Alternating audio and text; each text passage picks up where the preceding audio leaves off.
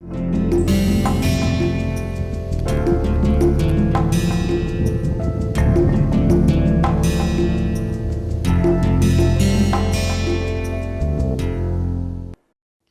friends, welcome back to the lecture series on applied statistics and econometrics. So, today we are going to finish our discussion on price index numbers, and before we begin, let us have a look at today's agenda items.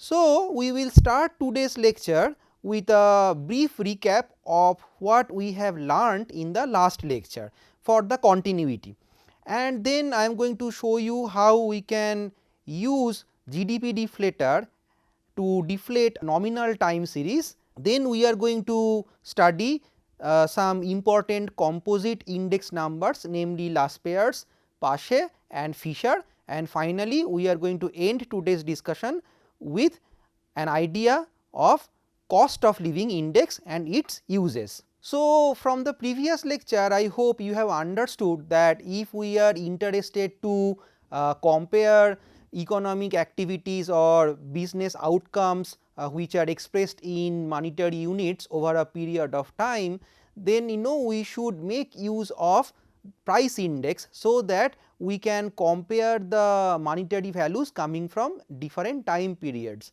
Why we require these price index numbers? Because they help us to take care of the inflationary pressure. So, if you remember the discussion that we had on the value index. So, value index is basically a composite index of price index and the quantity index. So, with time the value of a particular commodity being consumed or produced is changing, and there could be two sources of changes of that value change, and one is coming from the price and the other one is coming from the quantity. So, if you are interested only in the physical or the real economic outcome and growth in that, then you have to take care of the inflation factor. So, that is basically how the price is going to change over time. So, you have to take care of the rate of price increase, and that is what we are going to do with help of price index numbers.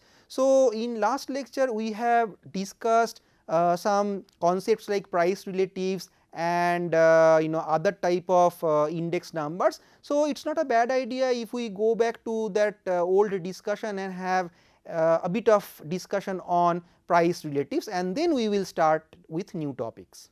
So, price relative is basically the basic concept behind price index numbers. So, what is it? So, a price relative actually shows how the current price per unit of a commodity compares to a base period price per unit of that same commodity. Okay. So, a price relative actually expressing a unit price in each period as a percentage of the unit price in the base period. So, that is basically the fundamental of a price index number. Now, let us have a look at one of the kind of price index numbers, and that is called GDP deflator. We have gone through several mathematical formula last time, but we have not studied any particular application of these price index numbers. So, I think it is better if we now discuss about an example at this moment, and GDP deflator is a very well known price index number. It is different from the other well known price index numbers like consumer price index number or CPI, or wholesale price index number or WPI. Now, why we need a separate price index number called GDP deflator when we already have something very commonly used and very popular, say CPI, consumer price index number. Well, if you remember the last lecture, I have told you that when CPI is constructed, it actually takes care of a defined basket, a consumption basket, and in that consumption basket there are 100 plus items, but still it is not inclusive of all the items being produced in the economy. And there are many items like real estate, they are actually probably not part of the CPI calculation, because CPI actually talks about your direct consumption items like your cereals, beverages, say milk, butter, etc., right. So, when you want to have an overall picture of inflationary pressure or price rise in an economy, CPI may not be able to cover the entire economy because it is constructed from a selected group of items. That is why we need something more general, and GDP deflator actually does it. So, the deflator is again a time series of index numbers, and that time series allows for the effects of changes in price, which is basically inflation, to be removed from a time series on some economic variable expressed in monetary units. So, basically it allows for the change in the volume of goods and services to be measured after taking care of the inflationary pressure.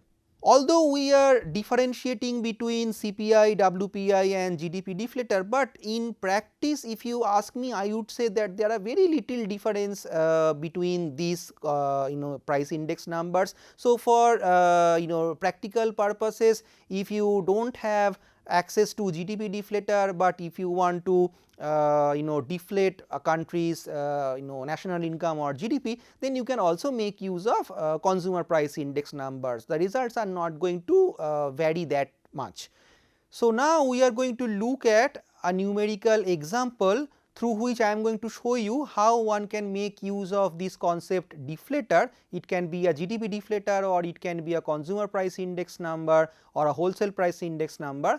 How we can convert time series given on a nominal economic variable to convert that economic variable in real terms.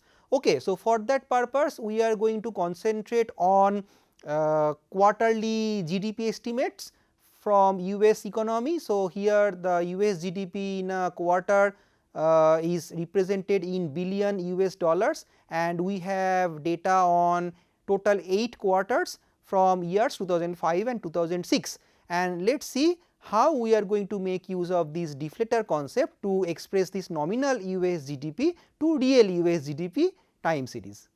So, here please concentrate on the table that you see at the bottom of this slide. So, here the first column gives you those 8 quarters. So, these are my time periods, and second column gives me the nominal US GDP expressed in billion US dollars, and the third column gives me the price index number value. And note that although we are interested to express the nominal US GDP in the real US GDP, so to be more specific, I want to express my nominal US GDP figures in 2005 quarter 1 price level of the US economy. That is basically what I mean by real US GDP. I have to make 2005 quarter 1 the base period, but I have already told you in the last lecture, if you remember, that for the base period index number should take the value 100, but here you see it is not 100, it is somewhere close to 98.6 or so. So, it seems that the base year actually is somewhere else. So, what to do in this context? How to proceed? So, here first you have to change the base period. So, you have to re-index the index number. So, here I am going to show you how you can re-index these price index number such that the base period is 2005 quarter 1 here. So, for that time period you get the index value 100.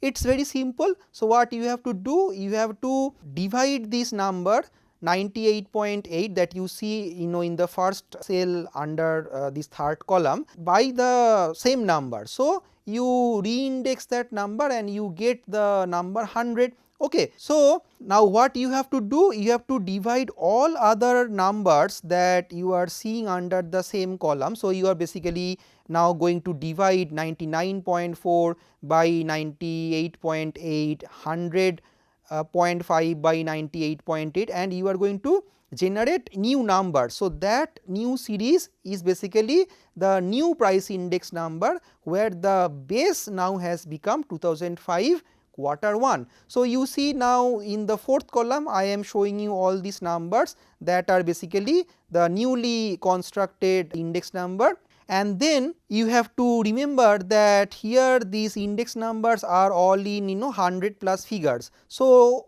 when you want to use the price index number to deflate a nominal series, you always remember to divide the price index number by 100. So, that you have to convert that large number in the decimal form, and the fifth column here in this table actually is showing you that. So, you divide these re-index numbers by 100 and you get the decimal values. Once you have the decimal values, then you obtain a real series by dividing the nominal values of the economic variable by the price index number in decimal form, and that is basically is shown as the last column of this table. So, here you see I have actually divided the nominal US GDP value, say 12,500, by this decimal number 1.006 to get the real value of the US GDP expressed in the price level of 2005 quarter 1, and the value is 12,424.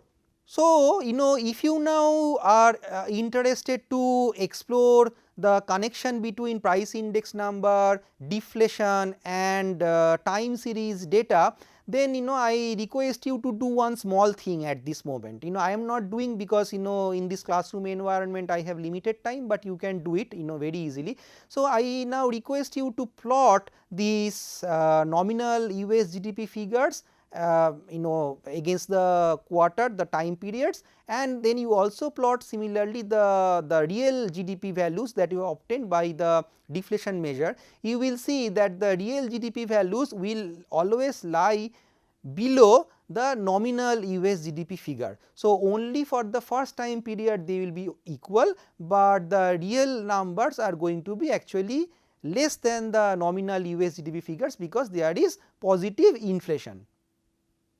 Okay, so now we are going to discuss little bit on the weighted aggregative indices. Last time I said that this is a kind of composite index, but last time in the class we did not have enough time to go through these indices. So, now we are going to have a look at them. So, here there are two major types of weighted aggregative indices, and they are developed by statisticians named Laspeyres and Paasche, and later on we will see that there was another statistician, Irving Fisher, who actually made use of these two developments by Laspeyres and Paasche to come up with another formula for index number, and we are going to actually look at them individually one by one. So, first I will start with Laspeyres index in this slide. So, you remember you are always comparing the current value of an economic variable in the current period, and you are comparing that number with the value of the economic variable in the base period. Now, the variable could be either price or quantity. Okay. So, when you make use of the base period variable as the weight, then you get the Laspeyres index. So, of course, Laspeyres index could be of two type, one for the price variable and one for the quantity variable, because ultimately we are interested to see the change in the value, and the value actually changes from two different sources of change, and they are price and quantity. So, we have to have separate indices for both the economic variables, price and quantity of the commodity, right. So, here we have the Laspeyres price index formula. Here you see I have n number of commodities in my consumption basket, and for all these n commodities I know what is the price level for different time periods and the quantity consumed or purchased in different time periods. And when I say that I know the values of P and Q in all time periods, I mean that from the base year to the current year I have data. So, now you can compare one particular time period against the base period. Okay. So, here you are using the base period variable as the weight. So, what we have to do here, as we are calculating the price index number, we use the base period quantity consumption as the weight. So, you see in the formula PL, that stands for Laspeyres price index number, or some people also call it LPI. So, here in the formula, in the numerator you see there is a sum, and in the denominator also there is a sum. So, what does the numerator say? So, here you see this tells us the value of the consumption basket in the base period when it is evaluated at the price level that exists in the current period T. And how can we interpret the denominator? Well, this is also value of a basket. Now, value of the basket is calculated by multiplying the quantity consumed of the ith commodity in the base period with the price of that ith commodity in the base period. So, here the value that you get, that actually talks about the value of the consumption basket of the base period when evaluated using the price of the base period itself. Okay. So, this ratio is now multiplied by 100 and you get your Laspeyres price index number. Now, let us move on to the concept of Laspeyres quantity index. So, what we are going to do here, we are going to actually compare the quantity consumed or quantity produced in time period T with the quantity consumed or purchased or produced in the base period 0. So, here we are going to make use of the base period price as the weighting factor. So, now let us look at the Laspeyres quantity index formula in detail. So, that is denoted by QL, or as this is for the quantity, some can also express Laspeyres quantity index with the abbreviation LQI.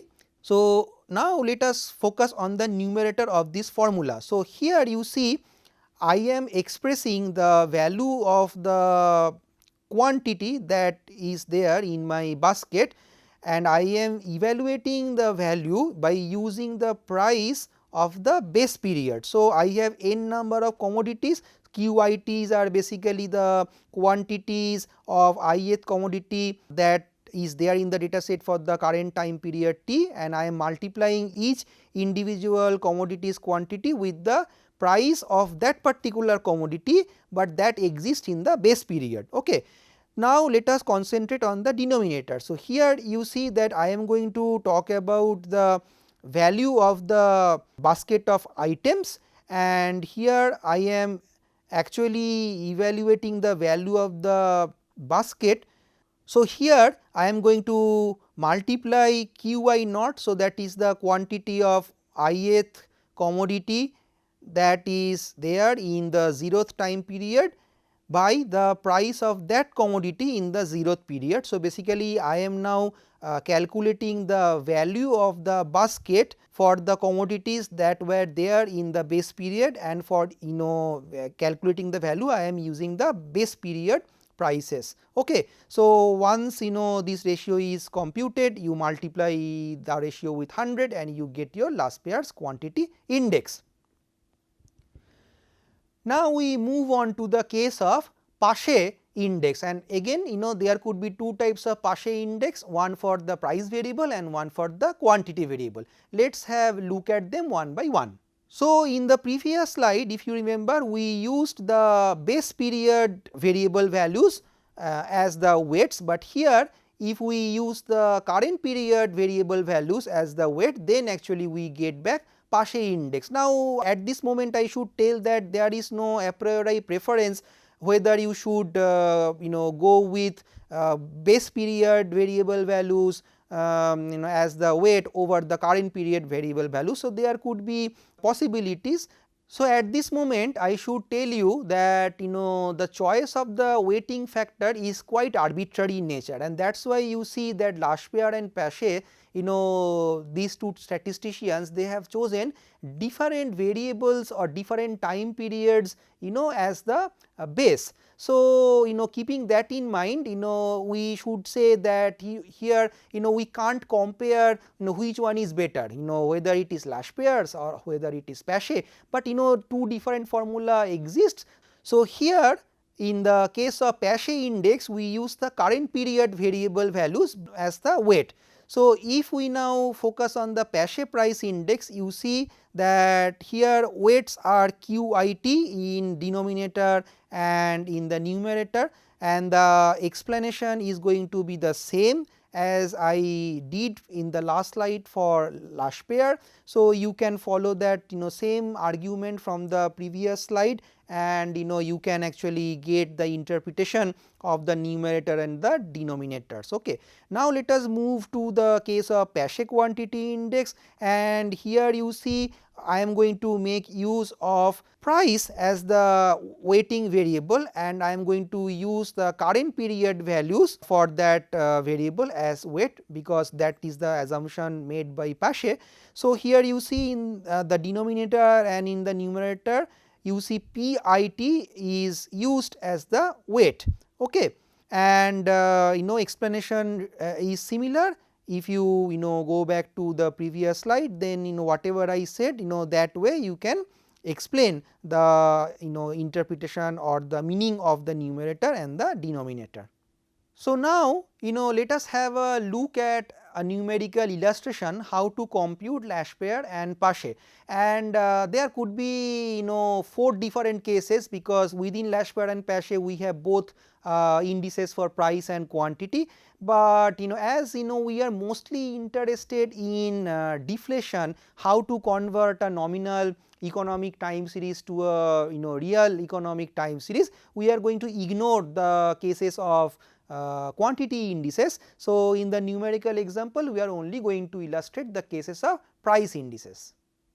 So, here we take an example, and needless to say that these are all arbitrary numbers. So, this is basically data on price and quantities of 3 goods in a hypothetical economy, and these goods are A, B, C. They are given under the heading of item in column 1, and you see the numbers are shown here, the base year, current year numbers, the prices and the quantities, and then here I am showing you how you can multiply different cells with each other, and then you sum them to get the values of Laspeyres price index and the Paasche price index. So, I have already explained you the formula in previous slides. Here again I am showing you the formula in the bullet points, and now if you plug these numbers to these formulas, then you can get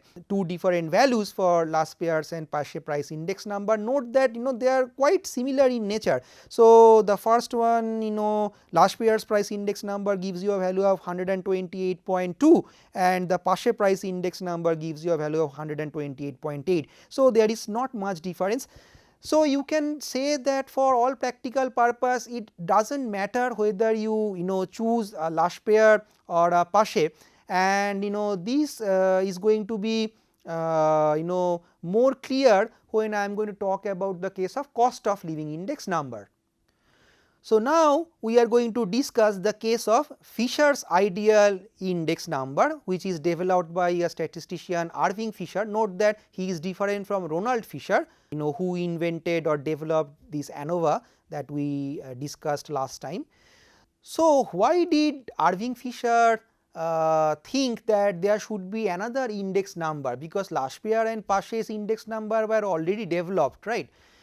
So, Irving Fisher statistically proved that the Laspeyres index number tends to overweight the goods whose prices have increased, whereas the Paasche's index number tends to overweight the goods whose prices have gone down. So, there is some mathematical logic why Fisher thought that Laspeyres and Paasche are not ideal index numbers.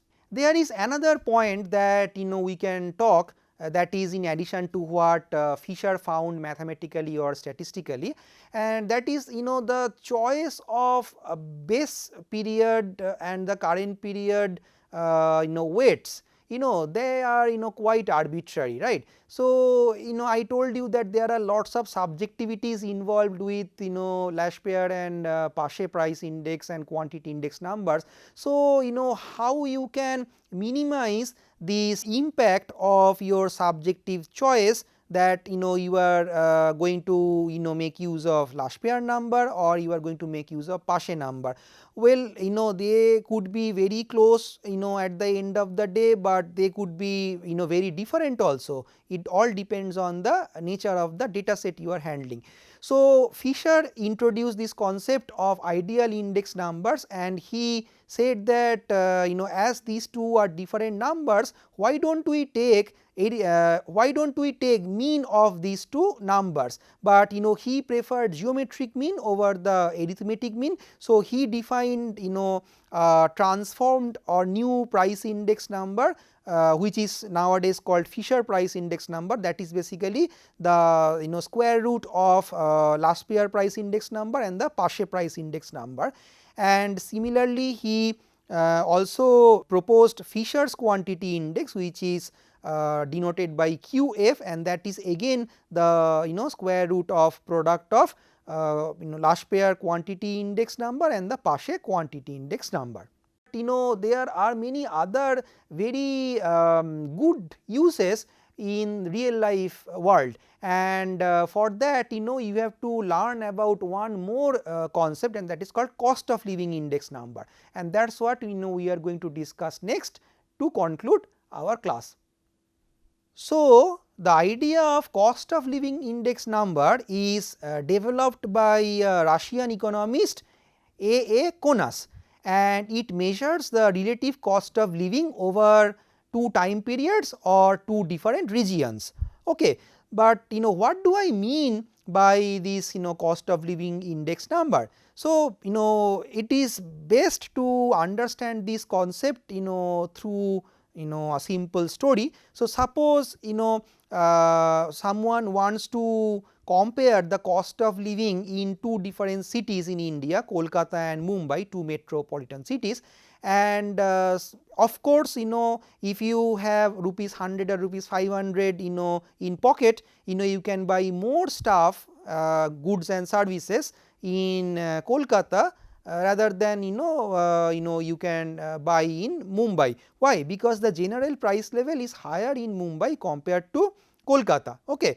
So you can basically also say that this story can be expressed or retold in terms of time. So if you have rupees 100 in pocket in 2010, then you could have bought more units of goods and services back in the past compared to what you can purchase with the same amount of money today, because the price levels have gone up.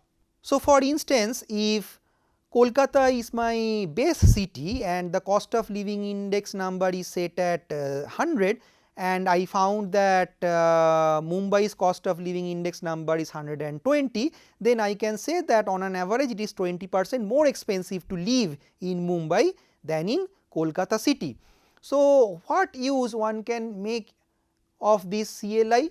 So here when you are choosing for your staying location, suppose you are currently doing a job in Kolkata and you want to leave your job and you want to relocate to a better job, and suppose you got an offer from a company in Mumbai, and you just want to say whether you will be equally well off or not if you move to Mumbai, because that cost of living is much higher in Mumbai. So then you can adjust your offered salary that is offered by the company based in Mumbai, and then you can compare your current salary that you are getting in Kolkata, and then take a call whether you are actually going to be better off if you relocate to Mumbai. So how can we compute the cost of living index number? We are not going to details of construction of cost of living index number, it is very complicated, but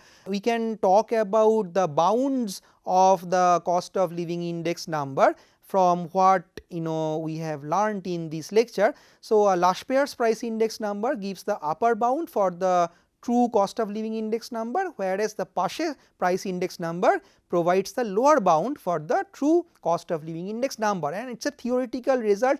I am not going to show you the derivation or proof for this, but this is a good result that you must remember. Okay. So, if I now know theoretically that my cost of living index number is going to fall between Laspeyres price index number and the Paasche price index number, then how I can find one particular value of cost of living index number. Actually, you cannot find the true value of the cost of living index number, you have to get a proxy, and Fisher's price index number can provide you the proxy. So, if you look at the Laspeyres and the price index numbers and the difference between these two is not huge, so then you can apply this geometric mean formula. So, you multiply this Laspeyres and Paasche price index number, take square root, and that will give you the Fisher price index number. So, as it is a geometric mean of two numbers, so the geometric mean always will lie in between these two original numbers, which are Laspeyres and Paasche, and then you can say that, well, for that logic I can use Fisher price index number as a proxy or a guess for the true cost of living index number. And to end discussion on cost of living index number, I would also say that these cost of living index numbers also find applications or use in the social security schemes. So, we all know that governments in many countries provide lump sum amount of money to the needy people of the community, be it senior citizen, be it widow, or be it poor students. So, there are many social security monetary benefits that are going to different sections of the community, and government wants to provide money in such a way that they are equally well off when there is inflationary pressure in the economy. So, of course, if you get rupees 1000 2 years before, and if you continue to get rupees 1000 in 2021, then the quality of living will fall, or the welfare or the utility of the person will fall. Why? Because you can purchase less quantities of goods and services from the same amount of money. So, the monetary payment by the government under a social security scheme should be adjusted by cost of living index number, and there is a concept called cost of living adjustment, or COLA in the short form. So, this is very useful to recalculate the monetary benefits under a social benefit scheme when there is inflation in the economy. Suppose there is a hypothetical social security benefit scheme where rupees 1000 is being provided to a person, and that was paid last year, and government knows that there is inflation, and cost of living adjustment for this year is 4.1%. Suppose statisticians have computed this number and government knows about it. So, this year's benefit will now be 1041 rupees, because this extra 41 rupees will take care of the inflationary adjustments. Okay, so we finish our discussion on price index numbers, and now we know how to express nominal economic variables into the real economic variables, so that we can talk about the physical or the real change in economic variable, and we are all set now to start our discussion on the basic time series modeling, and in the next lecture we are going to start discussion on the classical time series analysis. See you then. Thank you.